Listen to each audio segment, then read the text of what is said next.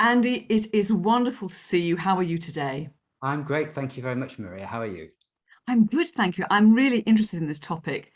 I like to grow my business, and I love the title. We're going to talk about some of the content, but I love this title, Start with What Works. What a great title. How easy was it to come up with that title? It wasn't my original title. My original title was slightly different. It was Start with What You Have. And we can maybe get into what that idea was. So I'll give the publisher credit. I think that they just sharpened that up and it's working very well. And that's great also because everybody can start with what works. But give us an overall idea of what Start with What Works is in a nutshell, please. Yes. Okay. Well, I'll try and give it you in an eggshell. I'll come to a story in a minute. Okay. Overall, the idea is that businesses have the business equivalent of cash in the attic. And most businesses have got overlooked or underappreciated assets that they could be using to create faster growth, more easily with less risk. And so the book is about how do you do that? And the way to do that is to start with what works, which is not what managers typically do. Most managers pride themselves on being problem solvers, which is about looking for what doesn't work and fixing it. But by shifting your mindset and looking for what does work, you can often find a platform that you can use to create growth and energy and engagement. And the book basically tells you how to do that.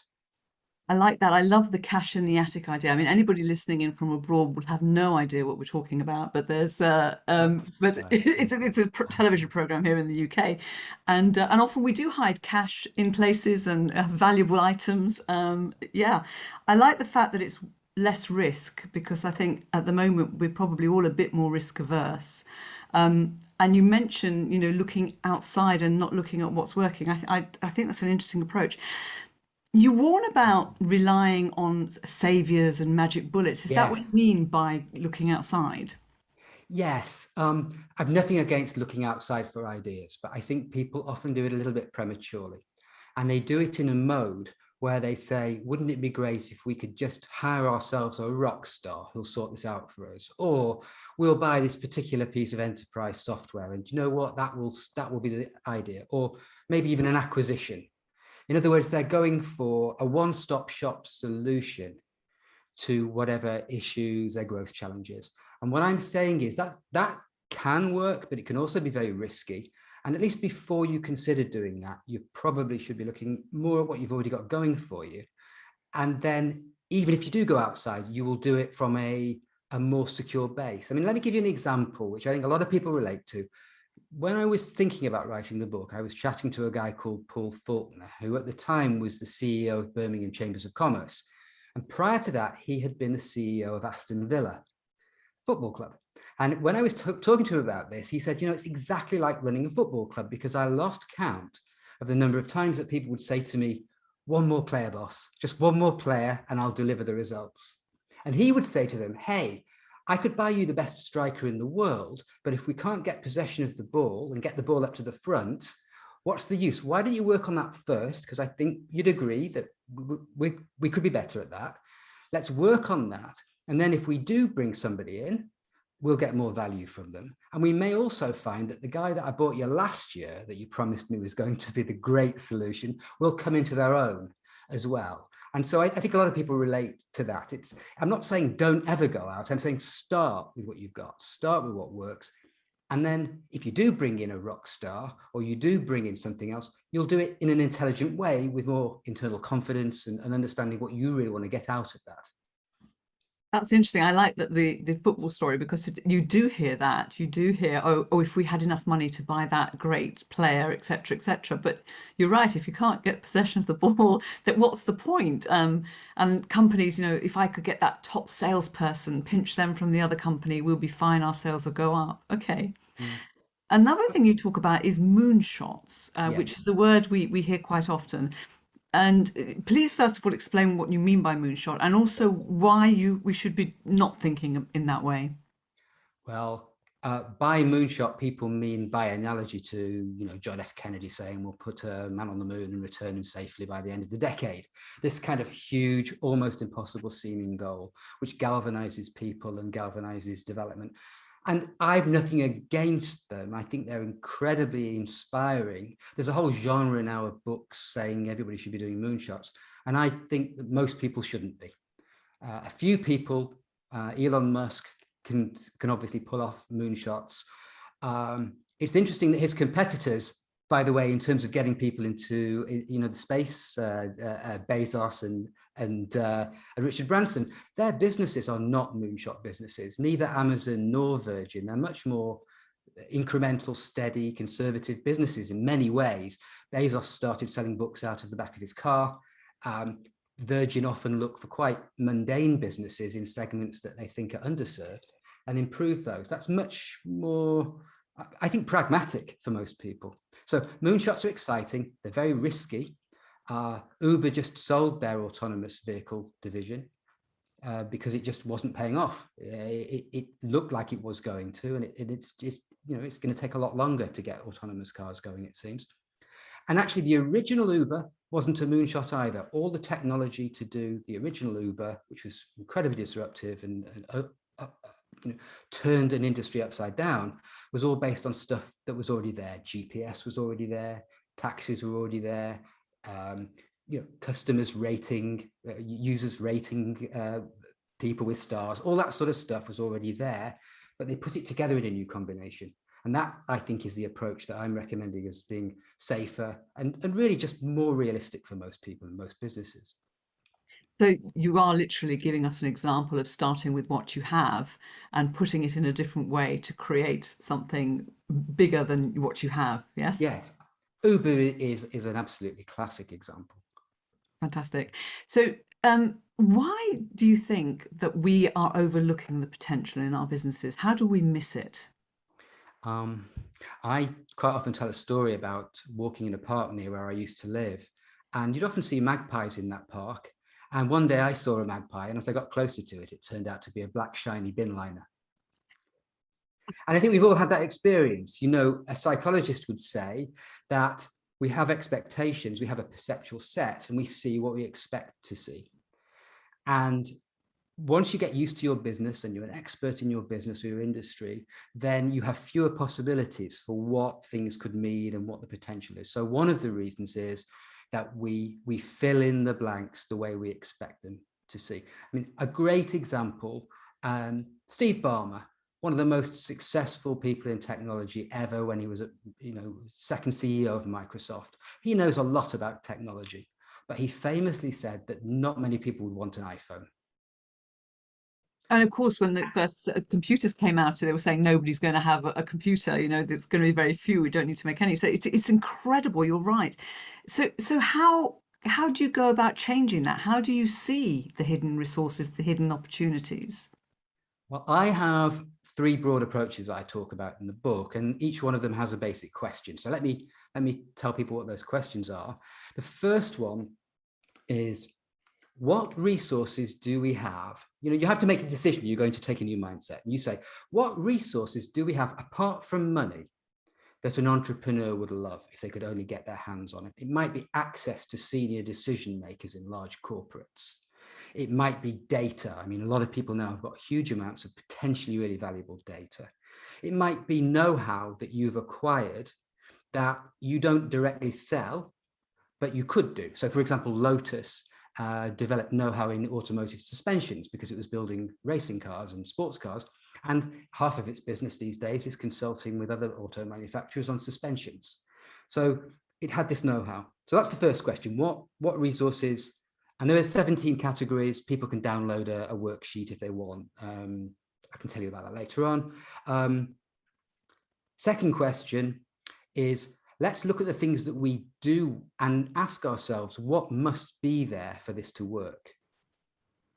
Again, give you an example. Ocado started as an online grocer, as people know, but in order to make that work, they had to develop all the technology for booking and picking and packing and so forth. They've taken that and offered it as a separate platform called Smart Platform. And now they're selling that to Kroger in the US, ICA in Sweden, Casino in France, all these different supermarkets. And they've moved from being a grocery, which they still do, into being a global technology player. by looking and reverse engineering the things that they taught themselves to do. And then the third question, which I really love because it's so counterintuitive, is to say, why aren't we doing worse? Because if I say to you, oh, you've got this goal and you say that you're, let's say that's 10 out of 10 where you want to be, and you're maybe giving yourself a 5 or a 6. We could say, well, how come we're not a 7, 8, 9? And what you'll get is blocks, problems, excuses maybe. But if I say to you, why aren't you worse? Why aren't you just a 5? That's going to get answers in terms of, well, resources, capabilities, ideas. So what resources do we have that an entrepreneur would love? How do we do what we do? And why aren't we worse? That will start to get you through these kind of habitual filters, and you'll start to notice these resources. I like those questions. I like that last question too. I'm going to ask that of my team. We have a team meeting on a Monday. I'm going to ask that question, and I appreciate the fact, because I'd written them down so I could summarize for you. But you did that for me. What a complete and utter professional you are. Tell us about this worksheet, because I know if I was listening to this, and if I want to know where it is, I want to know how to get my hands on it. How can I get that? Yes, sure. Well, if people go to startwithwhatworks.com, they can read about the book. They can read a sample chapter. But I've also put some downloads on there. So there's something called the Hidden Resource Inventory, which has 17 categories of possible answers to what resources do we have that an entrepreneur would love. And those categories overlap a bit. What we've found is that as people start to go through those sheets, they start to get the idea, and then they don't need to be step by step by step. So you can go and get that. And there's a sheet about this question of, how come we're not doing worse? You'll find all that if you go to that domain. I guess we can put that domain in there. We're going to do that. We're going to put a link. That's very generous of you. Thank you very much indeed. So anyway, come back if you've all gone and downloaded it. Come back and listen to the rest of the podcast, because there's more. I have lots more questions for Andy. Andy, you also talk about letting the world teach you. Can you explain what you mean by that? Yeah. So we talked about Balmer earlier on, Steve Ballmer, and I mean no criticism at all of his incredible achievements. But of course, William Goldman, this great screenwriter, said about the film industry that nobody knows what will work. He said it better than that because he was a great writer, but that was his basic idea. And he wrote, All the President's Men and Stepford Wives and many, many successful, Butch Cassidy. And he said, no one knows which films will catch on and which ones won't. And I think that's true of business generally, once you start getting into innovative businesses anyway. So if you ask people, would they buy a certain product? That will never give you very reliable information, because none of us are very good at predicting what we'll do in new situations. And so market research that's based on interviewing people and asking, would you buy this, is pretty unreliable. And what I'm saying is that you need instead behavior. You need to watch what people do rather than pay attention just to what they say. A great example of this, I try not to use Apple as an example because everybody does. And I didn't know Steve Jobs any more than anybody else who's giving this advice did. So I'm not going to tell you what Steve Jobs was thinking. But Bob Iger, when he was the CEO of Disney, told a story about having Steve Jobs on the board at Disney. And they were thinking about Disney stores. And Jobs' suggestion was build a Disney store on a movie lot and invite kids in and see what they do and move the designs around. And that way you'll get the real information. And I think many businesses could learn from that. Figure out how to actually watch what people do and let the world teach you what works. And of course, you may or may not have the resources to build a huge thing. So, you can borrow some ideas from the startup world and look for what are the key assumptions that my business idea depends on, and just test those first. If people know about lean startup, some people know about that, but a lot of people don't. And so this is introducing these ideas. Absolutely true that what you say you do and what you actually do are two completely different things. That's quite interesting. And yet we still ask people, what would you do? What would you buy? That is a really good point. Bringing children to Disney, great idea, see how they behave. Is that the same as your principle of bringing customers inside? Is that what you mean?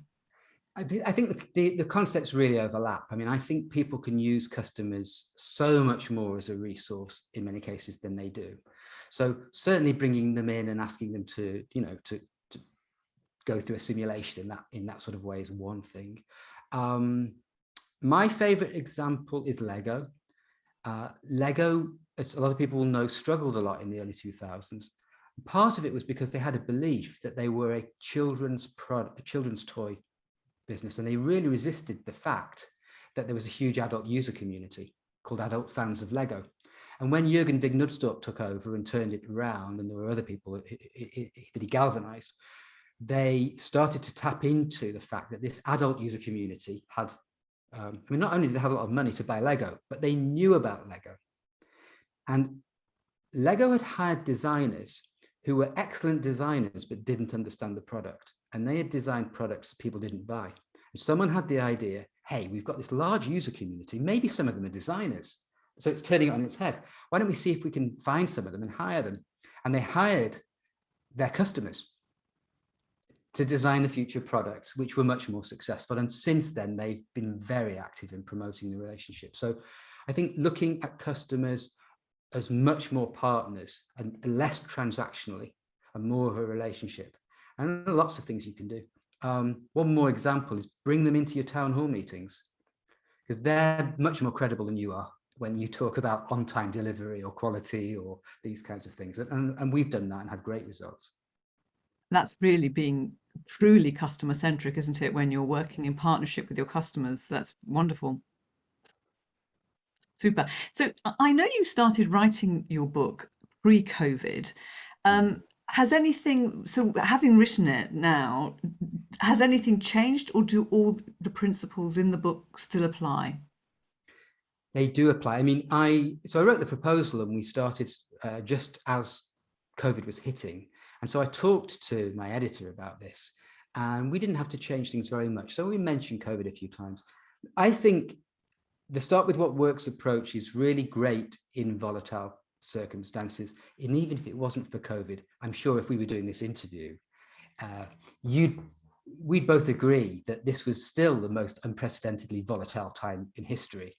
So COVID has just added one more thing on, but with digitalization and energy and, you know, geopolitics and everything else that's going on. Two specifics, I think. One is everyone's talking about pivoting and how you've got to, you know, this is the word of the day. How do you pivot? Well, you've got to have a good pivot point. And I think that your undervalued resources could be your best pivot point. Because if you look at those and think, how can I apply them in new ways? That's a firm foundation on which to look at in new directions. So from a growth point of view, that's one thing. And from the other, I think another big issue everyone's talking about is this whole hybrid workplace. How do you figure out what's going to work for you? And frankly, it's too early for anybody to say what the best practices are. And they'll be different for different companies. Your best resource is probably your recently promoted first line supervisors, people like that, who are very in touch with your workforce. And I would say they're a great resource. Engage with them. I've done this quite often. You convene them, you give them the task of figuring out whatever the workplace issue is. Senior executives can be mentors. You provide them with HR people and so on to make sure they don't break any legal rules, but you nurture them and help them to solve the problem for themselves. Go into that in the book, and I think, yeah, I think everything stands up. Excellent. That's good, because that would have been awful, wouldn't it, if you'd started the book and then It would have been great, wouldn't it? Yeah, and if it stands up through all the turmoil that we're going through now, I mean, that just says that the approach works really well. How do you start? How do your clients, how do people start with the approach? What's the first point? I think we've already mentioned it. I think what you do is you convene a meeting with your team, and you can do this at any level in the organization, senior team or any level, and you say, look, here's the agenda item we're going to discuss. What's really working well? Because most people never do that. They talk about most agendas are what's not working. So if you just do that, use the 3 questions that we talked about earlier to go a bit further. And in fact, a colleague and friend of mine just did this last week. He's a consultant based in the US. He was working with a transportation company, and he said, I've read your book, let's talk. Which bits shall I focus on? And I said, do this. I spoke to him last night. He said, Once they started to cotton on to how many resources they had, the energy was tremendous, but the ideas just flowed. It wasn't as if you had to then pull the ideas out. So just have a meeting on what's working. Fantastic.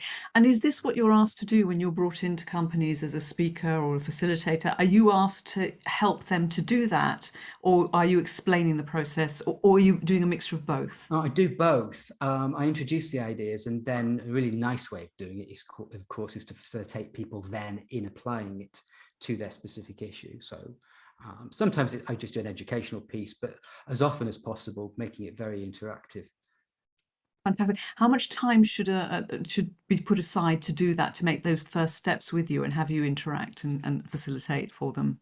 Well, okay, this is a bit of a how long's a piece of string, I guess. No, I'm like that.